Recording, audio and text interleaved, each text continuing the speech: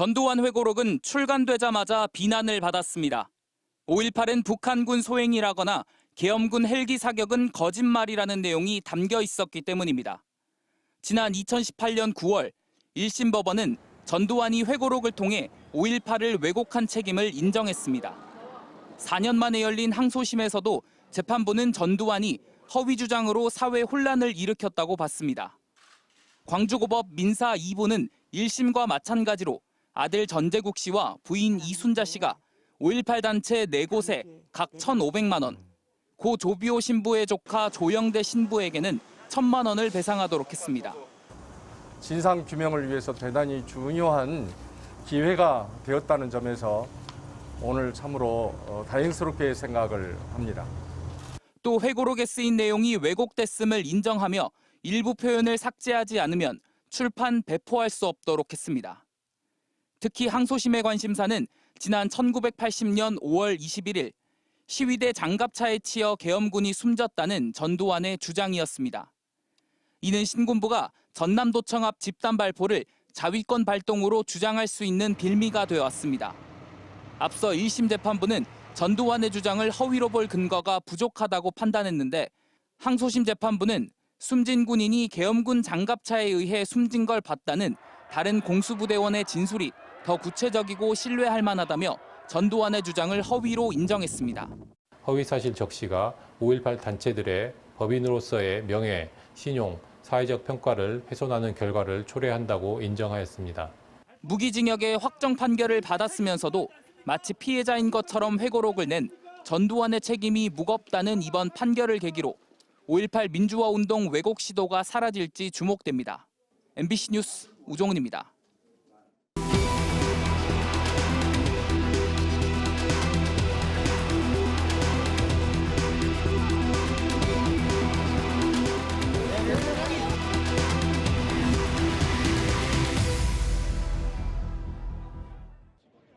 오늘 오후 12시 34분 경찰의 삼엄한 경비 속에 법원 안까지 들어온 검은색 에쿠스 차량의 문이 열리고 전 씨가 모습을 드러냈습니다.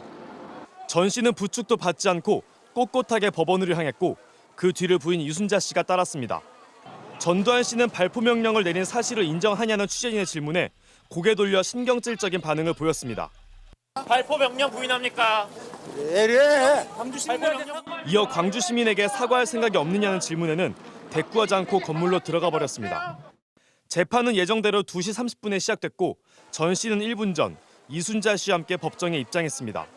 피고인 전두환의 혐의는 사자 명예훼손, 자신의 회고록에 5.18 당시 진압군의 헬기 사격을 증언한 고 조비오 신부에 대해 파렴치한 거짓말쟁이라고 썼다가 작년 5월 기소됐습니다. 재판은 1시간 15분 만에 끝났습니다. 전 씨는 이순자 씨와 함께 법원을 떠나려다 포토라인이 무너지고 취재진이 몰려들자 크게 당황한 채 간신히 차에 타 법원을 떠났습니다. 일부 시민들은 살인마는 사죄하라고 외치며 차량을 막아서기도 했습니다. 전 씨의 다음 재판은 다음 달 8일. 전 씨는 오늘 재판 관할지를 광주로 볼 수 없다며 또다시 재판 이전 신청을 했지만 받아들여질 가능성은 없어 보입니다. MBC 뉴스 남궁욱입니다.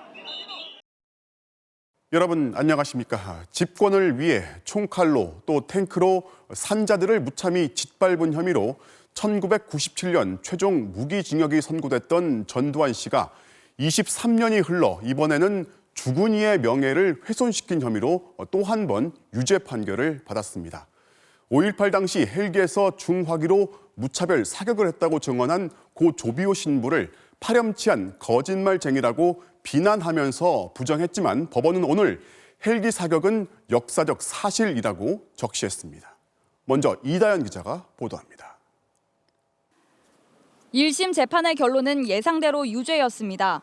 전두환 씨는 회고록에서 5.18 헬기 사격을 증언한 고 조비오 신부를 파렴치한 거짓말쟁이라고 비난했고 5.18 민주화 운동에 대해서도 폭동이라고 주장해 재판을 받아왔는데 이건 명예훼손에 해당한다고 정리한 겁니다. 재판을 맡은 김정훈 부장판사는 여러 증거와 객관적인 진술을 종합하면 계엄군의 헬기 사격은 부인할 수 없는 역사적인 사실이라고 지적했습니다. 그러면서 전 씨가 고 조비오 신부를 비난한 것은 허위 사실을 통해 타인의 명예를 훼손한 경우에 해당된다고 밝혔습니다. 전두환 신군부는 그동안 1980년 5.18 당시 전남도청 앞 집단 발포가 시민군에 대항한 자위권 발동이었다고 주장했지만 헬기에서 무차별 사격이 있었다는 사실이 재판을 통해 입증되면서 거짓 주장이었다는 점이 확인됐습니다. MBC 뉴스 이다현입니다. 통장에 29만 원뿐이라는 말로 국민적 분노를 일으켰던 전두환 씨. 법원의 추징금 명령에도 불구하고 20년 넘게 버티다가 결국 1,000억 원에 가까운 추징금을 남긴 채 숨졌습니다. 사실상 환수가 어려운 게 현실인데 검찰은 방법을 찾겠다면서 검토에 들어갔습니다. 윤수한 기자가 전해드리겠습니다. 대법원은 지난 1997년 전두환 씨에게 내란과 살인, 뇌물 등으로 무기징역을 확정하며 추징금 2,205억 원도 명령했습니다. 그러나 추징금 납부는 지지부진했습니다. 314억 원을 낸 상태였던 2003년 법원의 제3명시 심리 과정에선 통장에 29만 원뿐이란 말이 나와 공분을 사기도 했습니다. 제3자의 재산까지 환수할 수 있게 이른바 전두환 추징법이 통과된 2013년 검찰은 전 씨 추징금 집행을 위한 전담팀까지 구성했습니다. 그러자 장남 재국 씨가 완납을 약속했지만 말뿐이었습니다. 앞으로 저희 가족 모두는 추징금 완납 시까지 당국의 환수 절차가 순조롭게 마무리될 수 있도록 최대한 협력할 것이며 24년간 환수된 추징금은 1,249억 원, 절반 가까운 956억 원이 남아 있습니다. 1,000억 원 넘는 추징금과 고액 세금 언제 납부하실 겁니까? 한 말씀 해주세요. 네가 좀 해주라. 현행 법령상 납부 의무자가 사망하면 추징금 집행이 중단되는 만큼 추가 환수는 사실상 어렵다는 관측이 나옵니다. 다만 검찰은 서울 연희동 집 별채 등 공매 절차가 진행 중인 재산에 대해선 환수 절차를 마칠 수 있는지 따져보고 있는 걸로 전해졌습니다. 서울중앙지검 관계자는 미납 추징금 집행 가능성에 대해 관련 법리를 검토 중이라며 단정할 수는 없다고 설명했습니다. 3년 반째 진행되던 전 씨의 5.18 관련 형사재판도 중단될 전망입니다.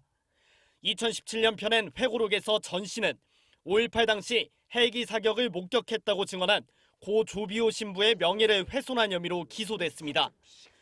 1심에서 징역형의 집행유예를 받아 다음 주 항소심을 앞두고 있었지만 피고인의 사망에 따라 공소기각 결정이 내려질 걸로 보입니다. 다만 손해배상 청구 등 관련 민사소송은 전 씨 가족들을 상대로 계속될 예정입니다.